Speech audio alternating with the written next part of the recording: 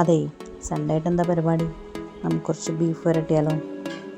സവോള, ടൊമാറ്റോ, പച്ചമുളക്, ഇഞ്ചി വെളുത്തുള്ളി പേസ്റ്റ് എല്ലാം അവിടെ എടുത്ത് വെച്ചേക്ക് കേട്ടോ. കുക്കറിലേക്ക് നമ്മൾ കഴുകി വൃത്തിയാക്കിയ ബീഫ് കുറേശ്ശെ ഇട്ട് കൊടുത്തിട്ട് നന്നായിട്ട് വെള്ളമൊക്കെ പിഴിഞ്ഞ് വെക്കണം. കുറച്ച് മഞ്ഞൾപ്പൊടി, കുരുമുളക് പൊടി, ആവശ്യത്തിന് ഉപ്പും ചേർത്തിട്ട് കുക്കറിൽ നമുക്കൊരു 4-5 വിസിൽ വരുന്നത് വരെ നന്നായി വേവിക്കാം. അത് കുക്കറിലേക്ക് ആകുമ്പോഴേക്കും നമുക്ക് ഇപ്പുറത്ത് പാനിൽ സവോളയൊക്കെ ഒന്ന് വഴച്ചെടുക്കാം കേട്ടോ. അതിന് ഗ്യാസ് കത്തിച്ചൊരു പാൻ വെച്ചിട്ട് നമുക്ക് സവോളയൊക്കെ ഒന്ന് ഇട്ട് കൊടുത്ത് നന്നായി വഴച്ചെടുക്കാം. കുറച്ച് ഉപ്പിട്ട് കൊടുത്താൽ സവോള വേഗം വഴന്ന് കിട്ടും. ആൽക്കഹോൾ ഇൻജൂറിയസ് ടു ഹെൽത്ത് എന്നാണ് പറയാം. പക്ഷേ ഇവിടെ സൺഡേ ഒരു കുട്ടിയൊക്കെ വാങ്ങി അടിക്കുന്നതിൽ തെറ്റൊന്നുമില്ല കേട്ടോ. ചേട്ടനും ഹലോ സൺഡേസിലുള്ളവരെയാണ്. ഇപ്പം നിങ്ങൾ കണ്ട ഹലോ ഇല്ലേ, വേറെ ഒന്നുമല്ല കേട്ടോ, നമ്മുടെ പിള്ളേരുടെ ഫിലിം ഉണ്ടല്ലോ, അത് 2 തവണ കണ്ടതിൻ്റെ നമ്മുടെ ജോൺ സാറിനെ അങ്ങോട്ട് വെച്ചിരിക്കുകയാണ്. ചീസിനെയും നമ്മുടെ അമ്മ ഉണ്ടാക്കിയ നല്ല ലിവർ ഫ്രൈ ഉണ്ട്, പച്ച വെച്ച ലിവർ ഫ്രൈ, അതൊക്കെ കൂട്ടിയിട്ടാണ് ഇവരുടെ കലാപരിപാടി. അതവിടെ നടക്കട്ടെ. വരാം.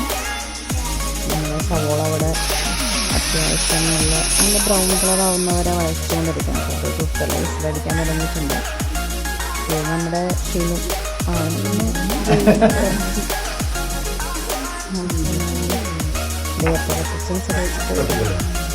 നല്ല അടിയാണ്. വീണ്ടും ഹലോ. നമ്മുടെ ഉള്ളി ഇപ്പോൾ നന്നായിട്ട് വഴന്നിട്ടിട്ടുണ്ട്. അതിൽ നമുക്ക് കുറച്ച് ഇഞ്ചി വെളുത്തുള്ളി പേസ്റ്റ് ആഡ് ചെയ്യാം. നന്നായിട്ട് ഇളക്കി കൊടുക്കാം. എന്നിട്ട് കുറച്ച് ചെറിയ ഉള്ളി, ഒരു 6-7 ചെറിയ ഉള്ളി എടുത്തിട്ട് സ്ലൈസ് ചെയ്തതും കൂടെ ആഡ് ചെയ്യാം.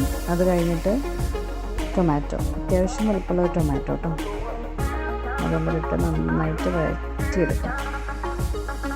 ഇത് നമ്മുടെ ബീഫ് കൂടെ റെഡി ആയിട്ടുണ്ട്. നമുക്കൊന്ന് തുറന്ന് നോക്കാം.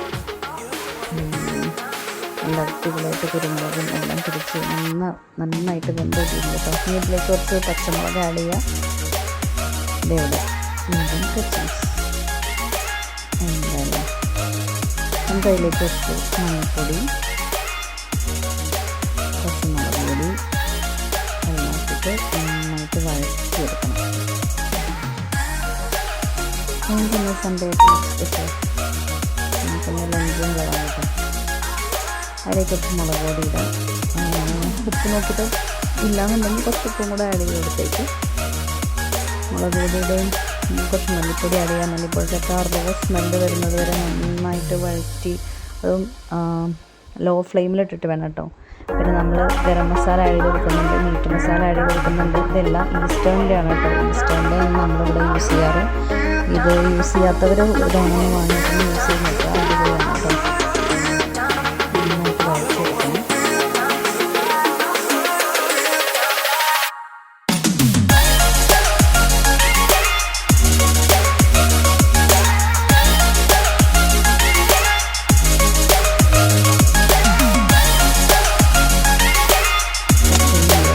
പൊടികളൊക്കെ ചേർത്തതിൻ്റെ റോസ് സ്മെല്ലൊക്കെ ഒന്ന് മാറി കിട്ടിയിട്ടുണ്ട്.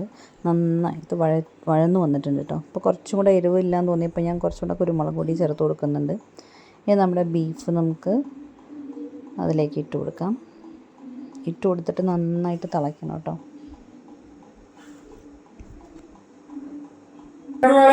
ഓക്കെ, നമ്മുടെ റെഡി ആയിട്ടുണ്ട് കേട്ടോ. നമുക്ക് കുറച്ച് വീഡിയോസ് ഇടാൻ പറ്റിയില്ല.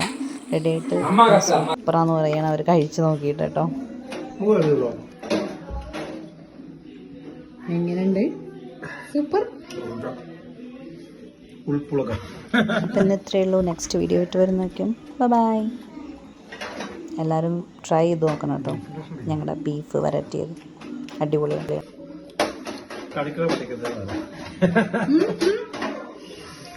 ഹലോ